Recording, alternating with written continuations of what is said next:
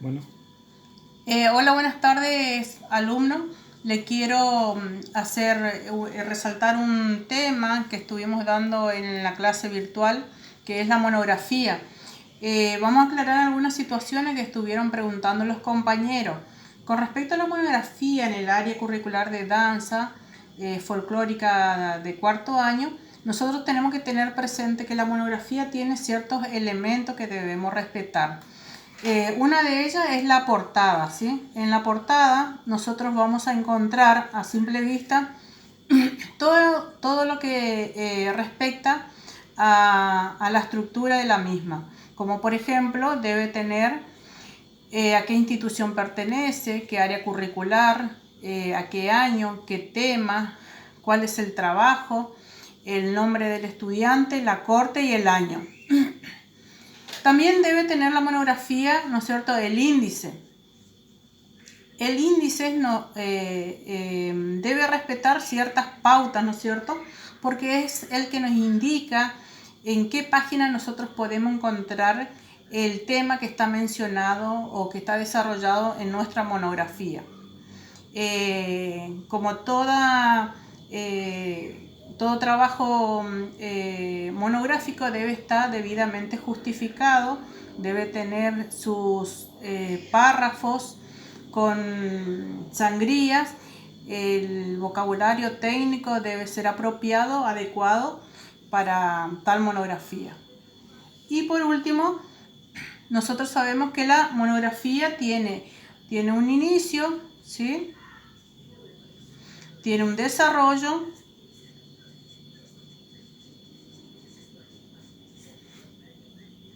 y tiene una conclusión. En la conclusión va referido todo lo que acontece a la importancia que tuvo, ¿no es cierto?, al momento de hacer la monografía. Y también debe tener la bibliografía, ¿sí? Con respecto al inicio y al desarrollo, muchas veces veo de los trabajos que estuve corrigiendo que no hay una clasificación y jerarquización de los temas que están tocando ustedes. Inclusive lo que van desarrollando utilizan de manera inapropiada la conformación de la monografía, ¿sí? Bueno, si ustedes tocan en el tema, por ejemplo, el análisis de la danza o la clasificación de la danza o también la diferencia de la danza, ¿sí? Y las características que tiene un hecho folclórico también lo pueden tocar, también las danzas tradicionales, danzas nativas o, por ejemplo, el folclore o el término folclore. Bueno, si nosotros tenemos toda esta información y tenemos que llevar a una jerarquización de todos estos temas para no tenerlo así mezclado, nosotros debemos ir desarrollando de manera ordenada nuestro tema. Nuestro tema es sí, las danzas folclóricas, ¿sí? Bueno, primero vamos a ver qué es el término folclore. ¿Cuál es el origen del término folclore? ¿Sí? Después podemos ir viendo el tema de cómo se caracteriza un hecho folclórico, ¿no es cierto? Recuerden que la caracterización de un hecho folclórico nosotros tenemos presente con el autor Augusto Cortázar. Y con respecto a la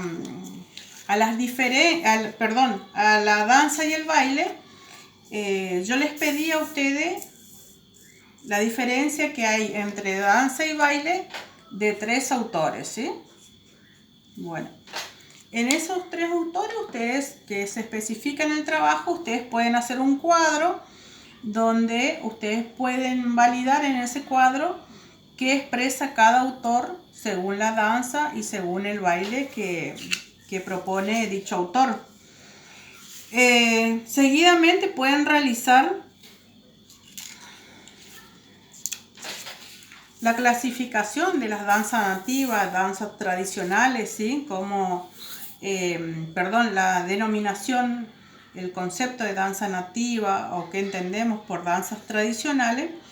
para luego realizar la clasificación de las danzas, la clasificación de las danzas según los autores que habíamos descrito en el trabajo. Para eso, recuerden que eran 9 autores.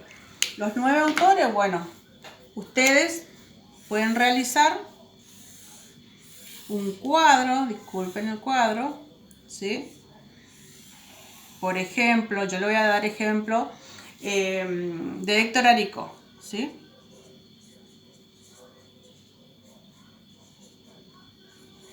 Bueno, Héctor Arico, estamos hablando siempre de la clasificación de la danza. Según el autor Héctor Arico, él hace la clasificación, ¿no es cierto?, en tres partes. Primero, hace la clasificación de danzas de innovación, perdón, de danza de invocación, ¿sí? Después hace relación, danzas de invocación, danza de esparcimiento, y por último hace él referencia a las danzas de exhibición. Cuando hablamos de esparcimiento, él siempre nos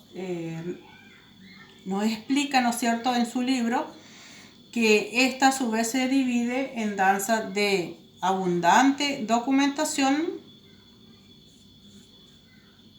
y de escasa documentación, ¿sí? Y dentro de las de abundante documentación, él otra vez nos hace referencia a las nacionales, a las danzas nacionales o a las danzas regionales. Bueno. Sin embargo, Jorge Furr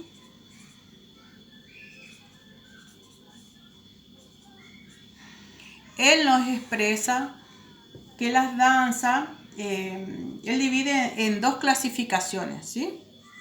En 2 clasificaciones realiza Jorge Furr la denominación de las danzas. Una son danzas de estructura particular,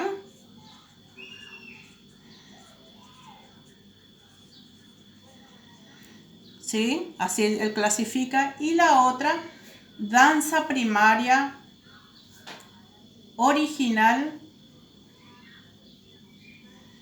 ¿sí? Danzas primarias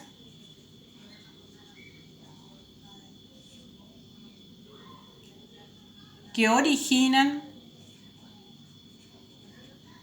otras derivadas, ¿sí?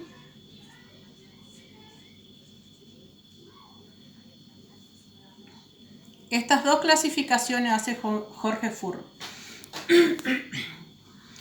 Y Carlos Vega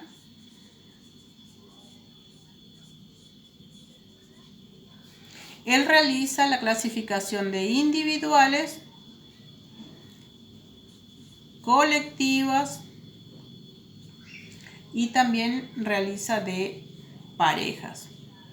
Cuando él habla de parejas, habla de pareja suelta, independiente, pareja suelta, interdependiente, enlazadas e independiente, abrazadas e independientes, ¿sí?